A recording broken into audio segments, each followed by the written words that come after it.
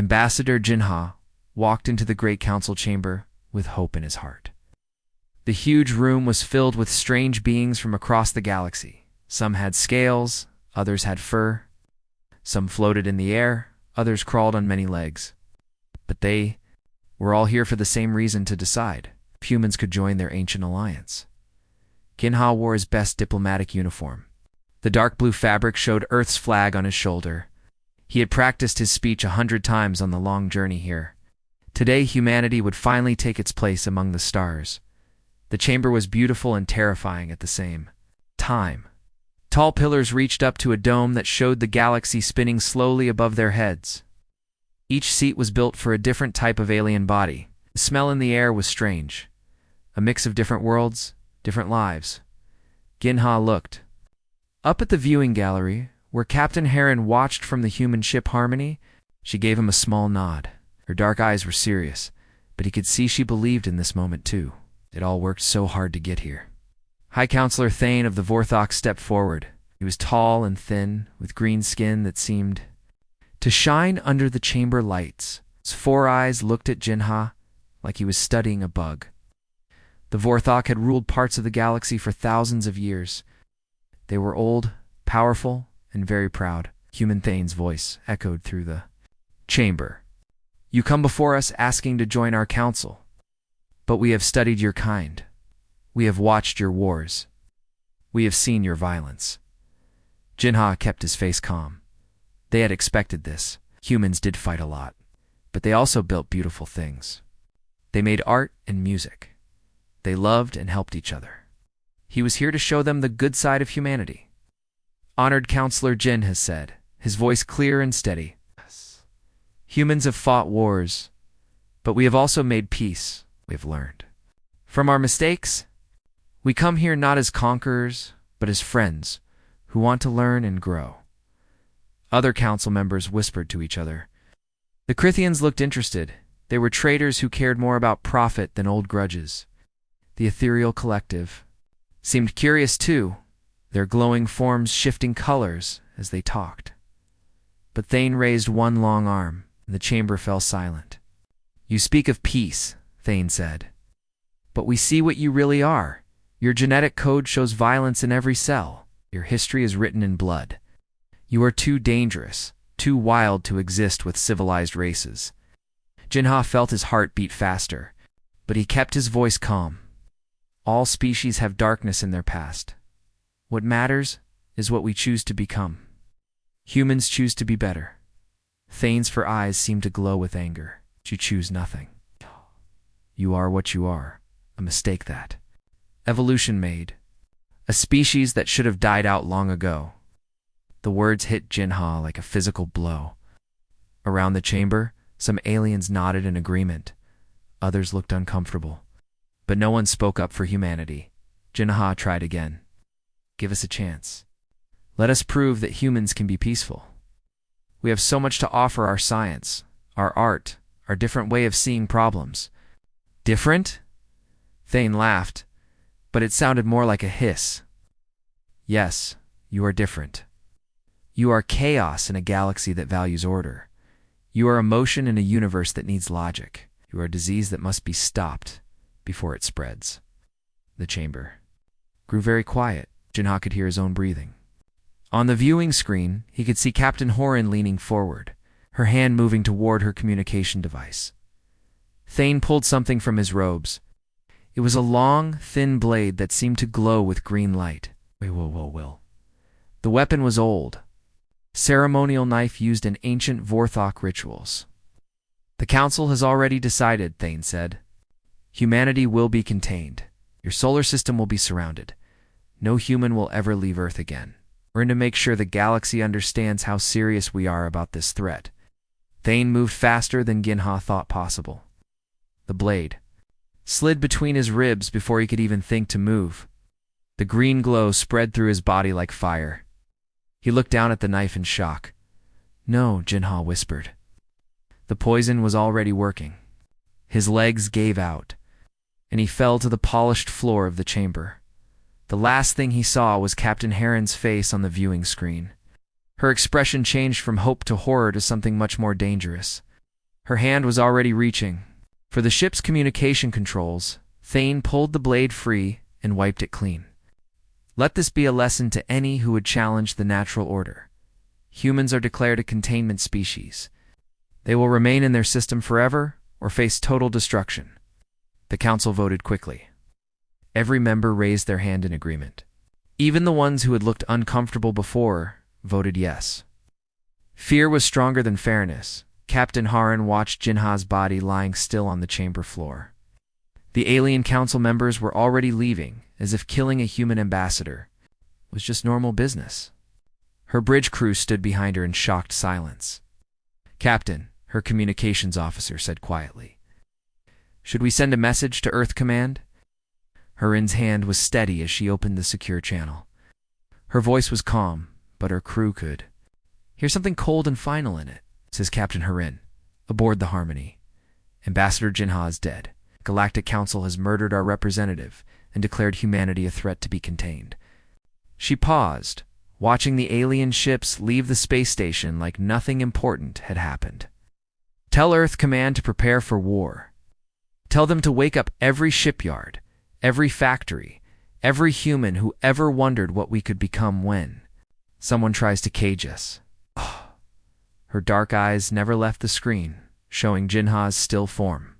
They wanted to see what humans are really like. They wanted to judge us by our capacity for violence. She closed the channel to the station and opened a new one, directly to Earth, to the military commanders who had been preparing for this possibility. Now they're going to learn the difference between human violence and human war. They killed our ambassador. They declared war on our entire species. Haran's voice was quiet, but every word carried the weight of 10 billion angry humans. "Tell them the galaxy just made the biggest mistake in its history." The Harmony turned away from the council station and began its long journey home. The aliens continued their ancient routines, as confident that they had 6 months had passed since Ambassador Jinha's death.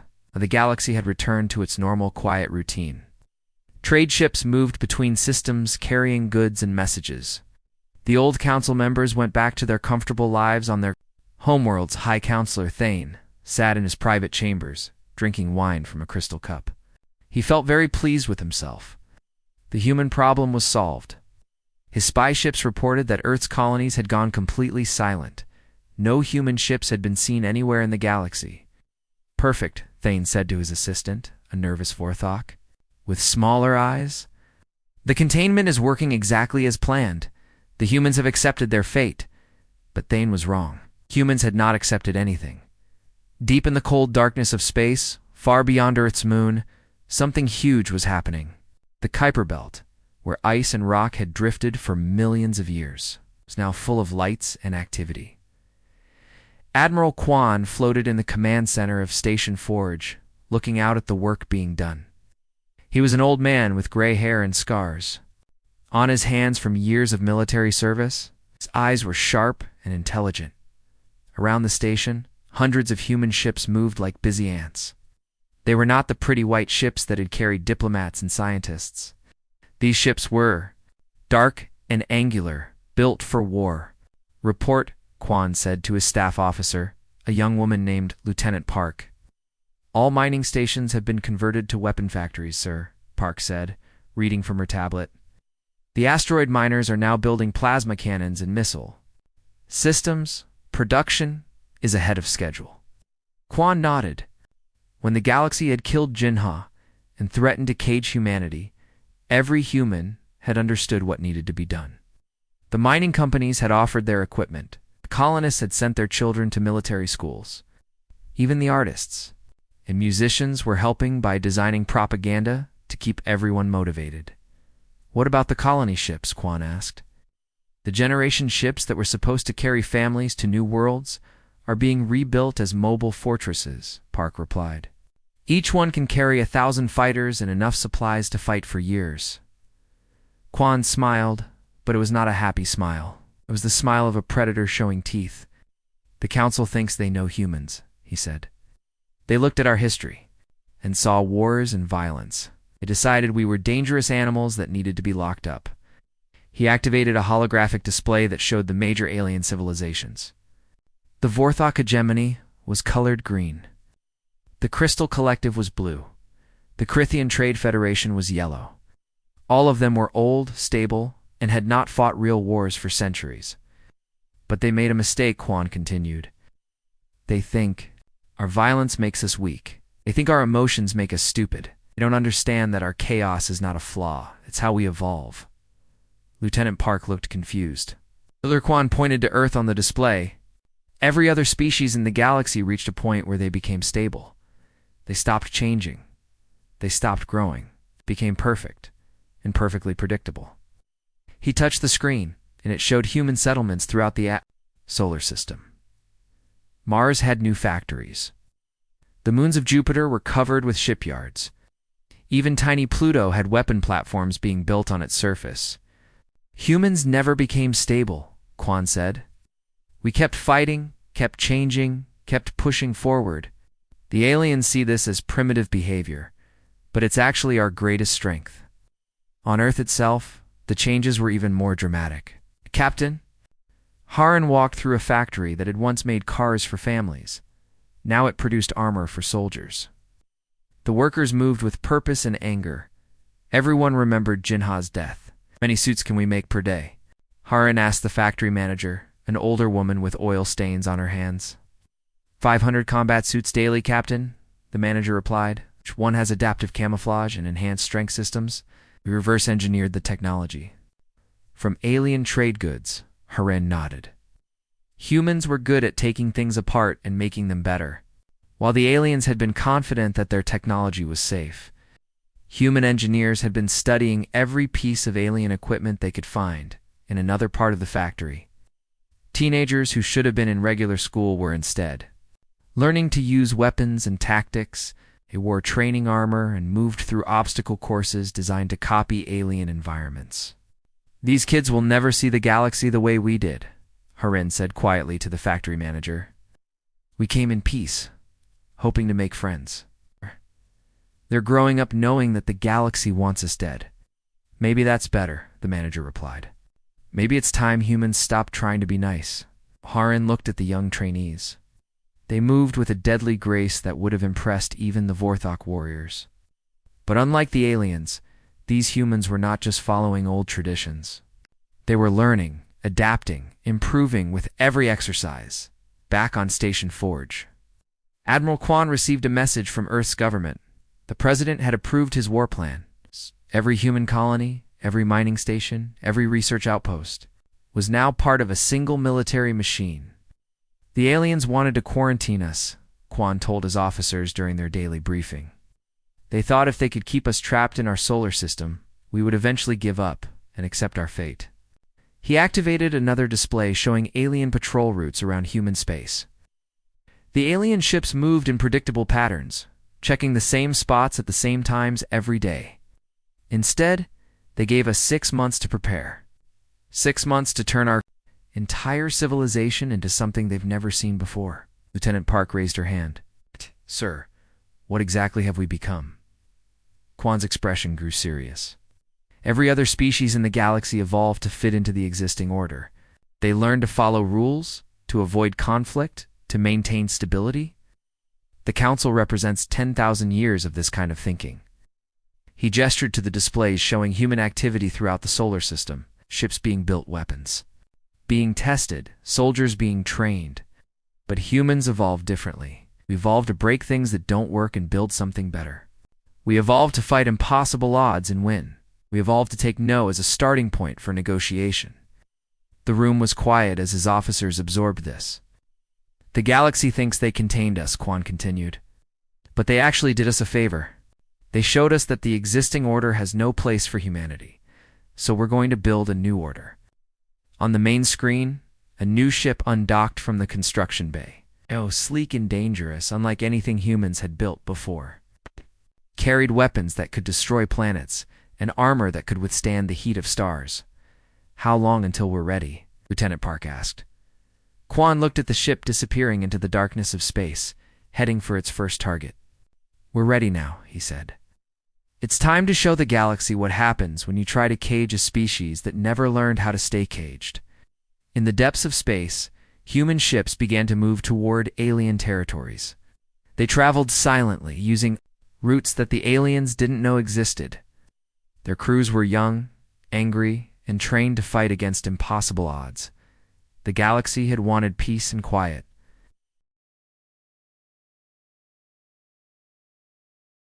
Commander Vex was having a quiet dinner when the alarms started screaming. He almost choked on his food as red lights flashed through Kepler Station. The Vorthok mining outpost had not seen any trouble for over 300 years. It was supposed to be the safest job in the galaxy. "What is happening?" Vex shouted as he ran to the command center. His green skin was pale with fear. "Unknown ship approaching, sir," reported his communications officer. "It's not responding to our signals." On the main screen, Vex saw something that made his four eyes widen in shock. The ship was sleek and black, like a knife cutting through space. It had no markings, no identification, nothing to show where it came from. "That design, ... Vex whispered. "I've never seen anything like it." The ship was beautiful and terrifying at the same time. Its hull seemed to shift and change as it moved, making it hard to get a clear sensor reading. It moved with a grace that made Vex think of a hunting animal. "Send the standard warning," Vex ordered. Trying to keep his voice steady, the communications officer pressed some buttons. "Unknown vessel. You are in violation of Galactic Quarantine Protocol 7 Alpha. Withdraw immediately or face destruction." For a moment, there was only silence. Then the black ship opened fire. Vex had never seen weapons like these before. The plasma beams were not the bright colors he was used to. They were dark, almost invisible, but they cut through the station's shields like they were made of paper. "Shields down to 50%, someone shouted. "Turn fire," Vex ordered. But before his weapons could even aim at the enemy ship, it fired again. This time, the shots were perfectly placed. The station's weapon systems exploded. The life support systems failed. Communication array went dead. It had taken exactly 97 seconds. "How is this possible?" Vex gasped. "No one knows our systems that well." The black ship moved closer to the station. Vex could see docking tubes extending from its hull. Whoever was on that ship was coming aboard. "Seal all doors," Vex shouted. "Prepare for boarding action." But it was too late. The ship attached itself to the station with a sound like metal teeth biting into flesh. Through the station's hull, Vex could hear cutting tools working. Then the lights went out. Emergency lighting kicked in, casting strange red shadows through the corridors. Vex grabbed a plasma rifle and tried to organize his crew for defense. But he could hear strange sounds echoing through the station. Footsteps that moved too quietly, voices speaking perfect Vorthok language. "Station crew," a voice said over the intercom system. The voice was calm, professional, and spoke Vorthok better than many natives. "We have taken control of your station. Lay down your weapons, and you will not be harmed." "Never," Vex shouted back. "This station belongs to the Vorthok hegemony." "Not anymore," the voice replied. What happened next was like a nightmare. The boarding party moved through the station, like ghosts. Vex's security cameras showed figures in advanced armor that seemed to bend light around them. Sometimes they were visible, sometimes they vanished completely. They knew exactly where to go. They moved through the station's corridors like they had built the place themselves. They disabled security systems that were supposed to be secret. They spoke to each other in a language Vex had never heard before, but they also spoke perfect Vorthok when they needed to. Within minutes, Vex found himself surrounded. The armored figures appeared in his command center without making a sound. Their weapons were aimed at him, but they had not fired. "You are the station commander," one of them said. It was not a question. Vex tried to be brave. "I am Commander Vex of the Vorthok Mining Guild. You are in violation of galactic law." The armored figure removed her helmet. Vex gasped. It was a human female with dark hair and cold eyes. He had seen pictures of humans before, but this one was different. She moved like a predator, and her eyes showed intelligence that made him very uncomfortable. "I am Captain Heron of the Terran Commonwealth," she said. Do you remember Ambassador Jinha? Vex's mouth went dry. The human who was executed by High Counselor Thane. Murdered? Harin corrected. He was murdered while asking for peace. She walked around the command center looking at the displays and controls. Her soldiers kept their weapons ready, but they did not seem excited or angry. They were calm. Professional like this was just another day at work. You wanted to know what humans are capable of, Harin continued. High Counselor Thane said we were too violent and dangerous to exist with civilized races. She touched one of the control panels, and data began flowing across the screen. Somehow, she had accessed the station's computer systems. This is your education beginning, Harin said. You are going to learn the difference between human violence and human war. What do you want? Vex asked. Harin looked at him with those cold eyes. We want you to deliver a message to your government. Tell them that humans do not accept cages. Tell them that quarantine is another word for preparation time. She nodded to one of her soldiers, who began downloading data from the stations. Computers. Mining schedules. Patrol routes. Defense systems. Everything the Vorthok thought was secret. You cannot win against the entire galaxy, Vex said, trying to sound brave. Every species will unite against you. Harin smiled, but it was not a nice smile. Every species united against us once before. They killed our ambassador and declared us a threat to civilized life. She put her helmet back on. Now they get to learn what an actual threat looks like. The human soldiers began to leave as quietly as they had arrived. But before Harin left, she turned back to Vex. Tell High Counselor Thane something for me, she said. Tell him that Ginha came to your council in peace, asking for friendship. Tell him that humans have learned from that mistake. What mistake? Vex whispered. Asking permission, Harin replied. The humans left Kepler Station alive, but broken. Every system was damaged, every secret was copied, every weapon was destroyed. The crew was unharmed. The same pattern repeated across 17 different systems over the next month. Small outposts, patrol ships, communication relays, all attacked with the same surgical precision. The humans would appear without warning, disable all defenses, take what they wanted, and vanish back into space.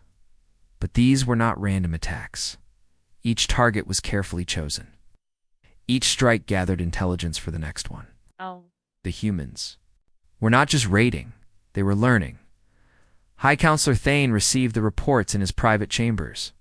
He read each one with growing alarm. These attacks were nothing like what his experts had predicted. Humans were supposed to be emotional and chaotic. These operations showed planning and discipline that impressed even Vorthok military leaders. Is this possible? Thane asked his military advisor, General Corax. Our intelligence said humans were primitive warriors who fought with emotion instead of strategy. General Corax studied the attack reports. Sir, I believe our intelligence was wrong. These are not primitive attacks. This is advanced military science.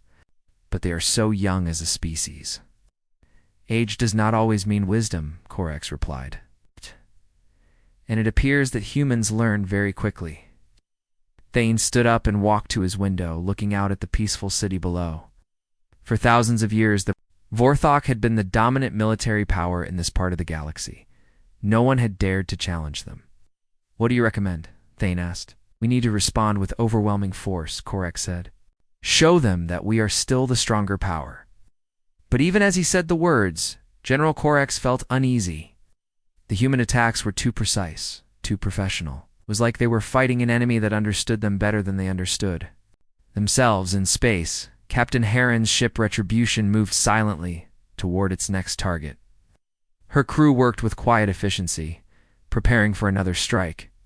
They had learned much from their attacks, but they were just getting started. Captain, her tactical officer reported, we have confirmation that our message was delivered to the Vorthok High Command. Good, Harin replied. Let them know we are coming. Fear is a weapon too. She looked at the star charts showing alien territories. So many worlds, so many species that had voted to cage humanity. Each one would learn the same lesson that Kepler Station had learned. They wanted to judge us by our capacity for violence, she said to her crew. Now, they get to see what human violence really looks like when it has a purpose. The Retribution disappeared into hyperspace, heading for its next target.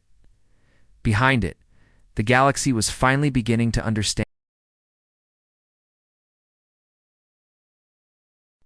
High Counselor Thane stood before the largest military gathering in galactic history. The Great War Room on Vorthok Prime was filled with generals, admirals, and war leaders from every major species in the galaxy. The walls showed star maps with thousands of red dots, each one representing a warship ready to destroy humanity. "Honorable leaders," Thane announced, his 4 eyes burning with anger. "The human plague has spread too far. Today we end their existence forever." The room erupted in cheers. Crithian trade admirals nodded agreement. Crystal Collective war minds glowed brighter with excitement. Even the peaceful ethereal beings had sent their battle fleets. Every species that had once been enemies now stood united with one goal: kill every human in the galaxy. General Corex activated the tactical display. "Our combined fleet consists of 5,000 warships. The humans have maybe 200 ships total. This will not be a battle, it will be an extermination." More cheers filled the room. Thane smiled with satisfaction. 6 months ago, he had killed one human ambassador. Today, he would kill the entire human race. But 50 light years away, Admiral Quan was looking at the same fleet movements on his own displays. He stood in the command center of his flagship, the inevitable Deep, in the shadow of Jupiter. Around him, his staff officers worked quietly at their stations. "Sir Lieutenant Park reported, enemy fleet size confirmed at 5,000 ships. They'll reach the solar system in 6 hours. "Excellent," Quan replied. His weathered face showed no fear, only cold satisfaction. "How many ships do we have ready?" 400 combat vessels, sir, plus planetary defenses and the asteroid field weapons." The other officers looked nervous. They were still outnumbered more than 10 to 1, but Quan seemed almost pleased by these odds. "Sir," Park said carefully, "those are not good numbers." "For us." Quan turned to face his crew. Behind him, the main screen showed their enemy approaching like a metal storm through space. "Lieutenant, what did the aliens expect when they came here?" Park thought about it. "They expected to find humans hiding behind Earth's defenses, sir. Probably begging for mercy." "Exactly," Quan nodded. "They brought mathematics to a physics fight. They brought logic to a passion play. Brought the certainty of superior numbers against a species that treats impossible odds as a starting point for negotiation." He activated his ship's communication system, opening channels to every human vessel in the solar system. "All human ships. This is Admiral Quan. In 6 hours. The largest alien fleet in galactic history will arrive here to destroy us. They think they know what humans are. They think they understand what we're capable of." His voice carried across. Space to mining ships converted into weapons platforms, 2 generation ships rebuilt as mobile fortresses, 2 experimental vessels that pushed the boundaries of known technology. Today we show them they were wrong. Today we show the galaxy what happens when someone tries to cage a species that never learned how to stay caged. The alien fleet dropped out of hyperspace, expecting to find a desperate defense around Earth. Instead, they found something that made no sense. The solar system had been transformed into the largest weapons platform in galactic history, Earth. Itself glowed with the light of thousands of defense installations. Mars had become a massive shipyard still launching new vessels. The asteroid belt was no longer just rocks floating in space. It was a minefield of automated weapons that could destroy capital ships.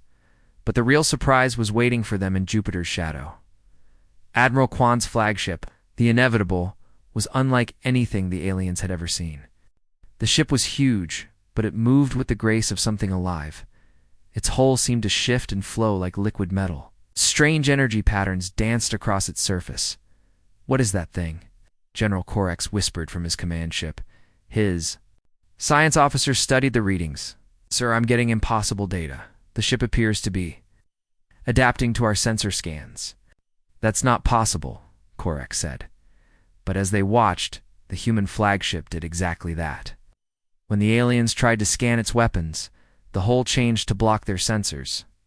When they attempted to jam its communications, the ship switched to frequencies that hadn't existed moments before. Admiral Kwan opened a broadcast channel to the alien fleet.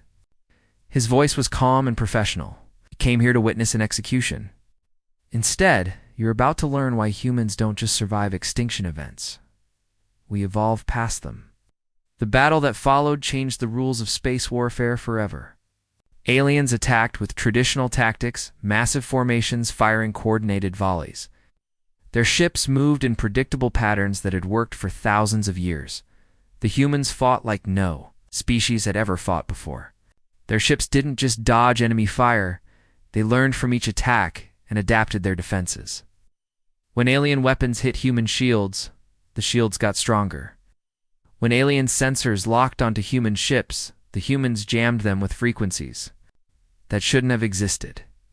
Captain Heron commanded a squadron of medium cruisers. Her ship, the New Retribution, was one of the strangest vessels in the human fleet. It seemed to change shape as it fought, growing additional weapons or stronger armor wherever it needed them most. "All ships, attack pattern Delta 7, she ordered. But even as her ships moved into formation, the pattern changed. Each captain adapted the plan based on what they were seeing. No two human ships fought exactly the same way. An alien battleship fired a massive plasma burst at Haren's ship. The beam should have destroyed any vessel in space. Instead, the Retribution's hull absorbed the energy and fired it back twice as strong. "How are they doing this?" The alien captain screamed.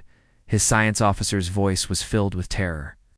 "Sir, their ship is learning from our weapons. It's using our own attacks against us." Across the battlefield, similar scenes played out dozens of times. Human ships that took damage didn't retreat or explode. They repaired themselves using technology that the aliens couldn't understand.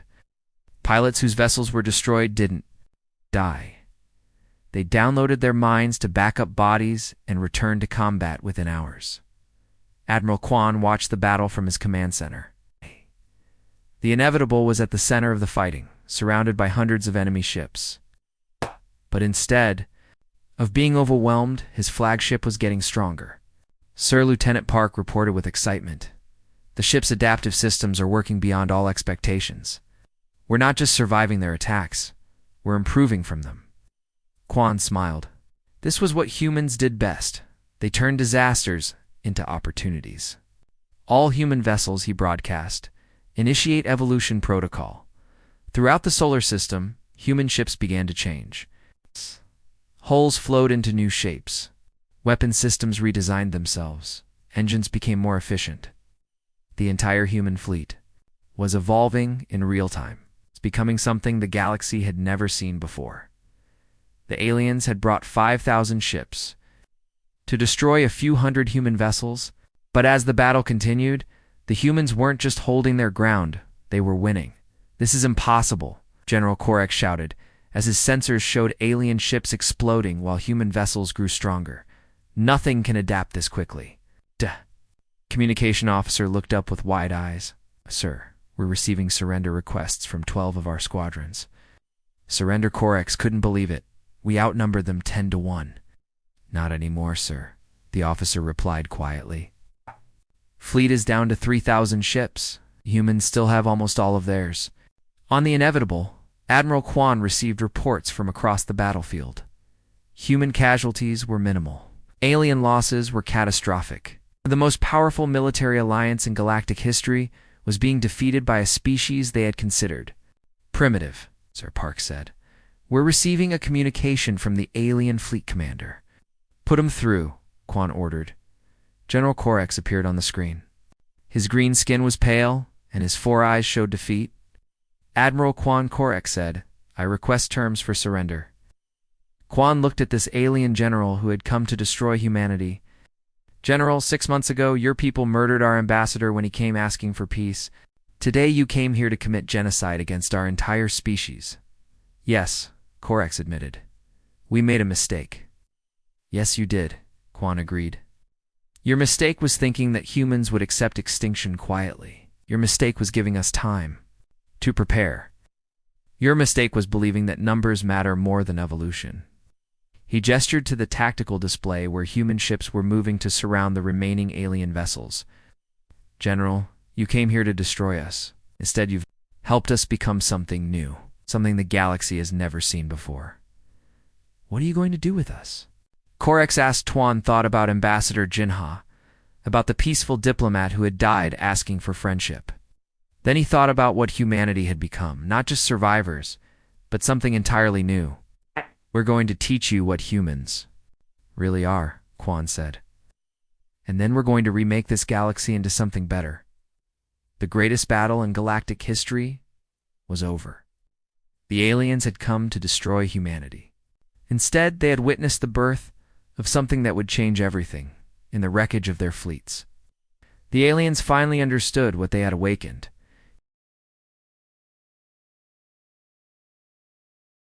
Two years had passed since the great battle at Seoul.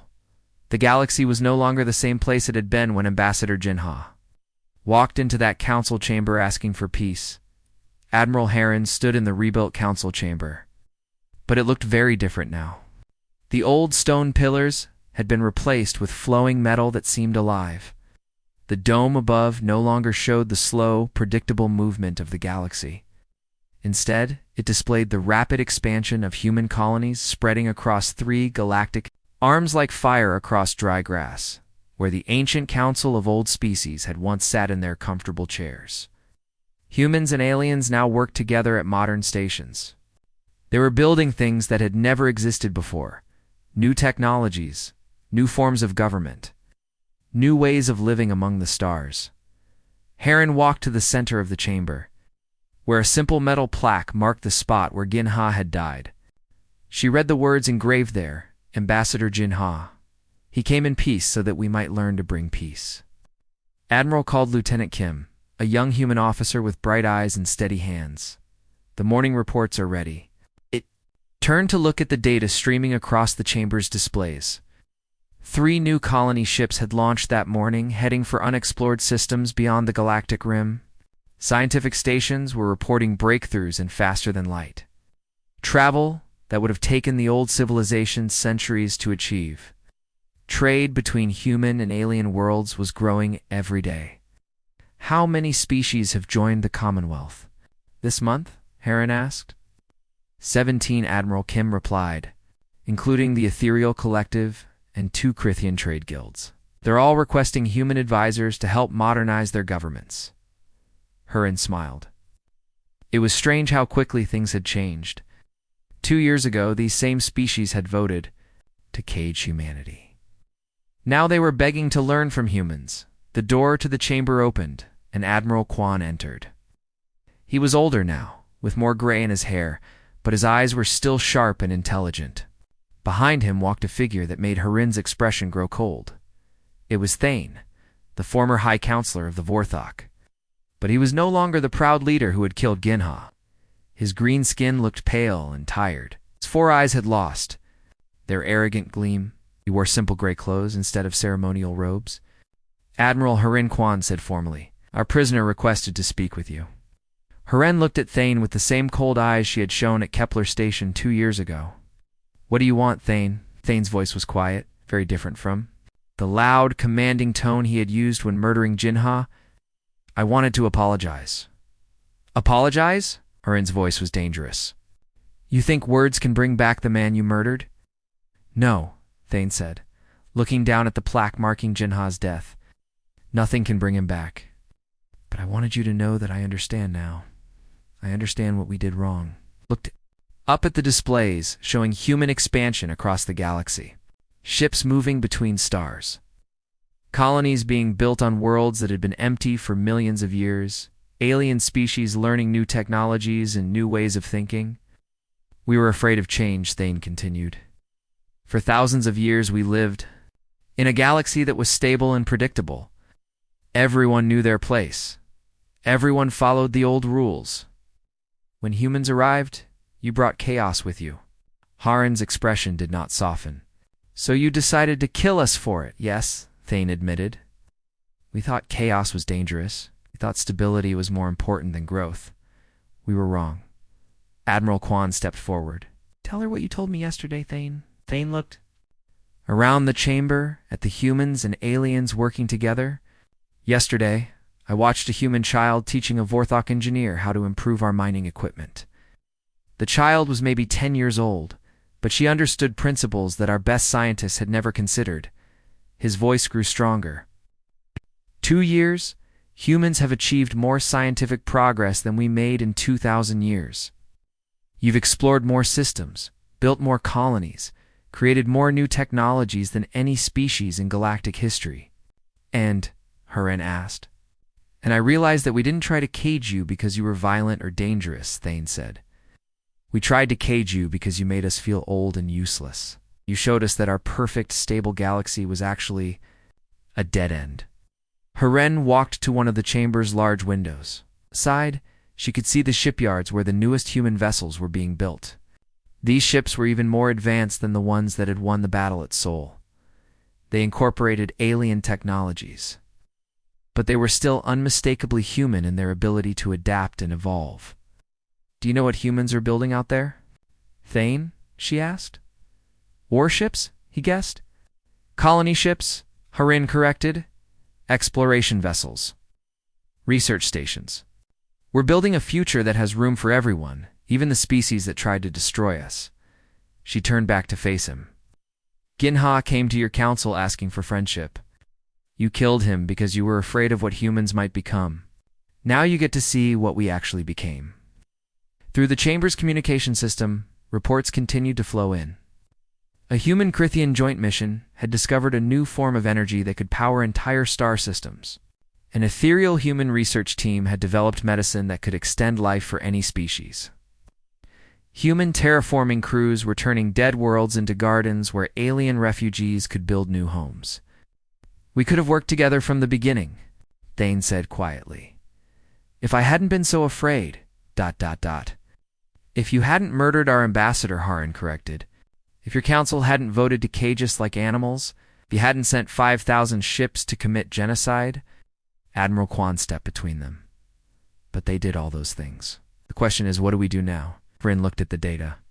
Streams showing human activity across the galaxy. Every day, human ships pushed further into unexplored space. Every day, human scientists made discoveries that changed how the galaxy worked. Every day, human diplomats helped solve problems that the old council had ignored for centuries. We do what humans have always done, she said. Keep moving forward. She activated the chamber's main communication system. Her voice would be heard on thousands of worlds, by billions of beings across the galaxy. This is Admiral Hurin of the Terran Commonwealth. 2 years ago, the Galactic Council murdered our ambassador and declared war on humanity. They thought they could judge us by our past. They thought they could limit us by their fears. Images appeared on screens throughout the galaxy. Human.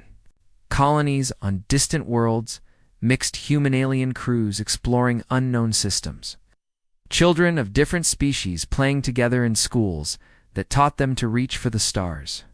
Today, I want to show you what they actually accomplished. They forced us to become something new, something the galaxy had never seen before. They turned us from a species asking for permission into a species that builds its own future. Gestured to Thane, standing quietly in his gray prisoner clothes. The being who killed Ambassador Ginha now lives in comfortable exile. Watching daily as humans accomplish things, his ancient civilization said were impossible. This is not revenge. This is education. The communication reached Earth, where children, who had never known a galaxy that feared humans, were already training to explore beyond the galactic rim. It reached the outer colonies, where human pioneers were building cities on worlds that had been empty since the universe was young. To the species that once tried to cage us, you are welcome to join what we are building. To those who still fear change, you can watch from a safe distance while the rest of us reshape reality. She looked directly into the camera. And to any species out there who thinks they can stop human expansion, remember what happened to the last ones who tried. Transmission ended. Around the galaxy, alien leaders who had once commanded mighty fleets now scrambled to offer trade agreements and scientific exchanges to the growing human empire. Later that day, Haran stood alone in the chamber where Ginha had died. Admiral Quan found her there, looking at the memorial plaque. "Do you think he would be proud of what we became?" Haran asked. Quan considered the question. "He came here believing that humans and aliens could be friends, that we could learn from each other and build something better together." He gestured to the displays showing the mixed crews working on human ships. The alien scientists collaborating with human researchers, the children of different species growing up together. "Look around, Admiral. We have human Crithian trading companies, ethereal human research teams. Even some Vorthok are asking to join our exploration missions." Horan smiled for the first time in days. He wanted friendship. We gave him an empire that has room for everyone. "Not everyone," Quan corrected gently. "We still haven't found any species willing to try the cage humanity experiment again." Outside the chamber windows, another colony ship launched toward the galactic rim. Its crew included humans, Crithians, reformed Vorthok, and 3 species that hadn't even existed when Ginha died. They were heading for stars that no one had ever explored. Ready to build something entirely new, the galaxy had once tried to write humanity out of its story. Instead, humans had rewritten the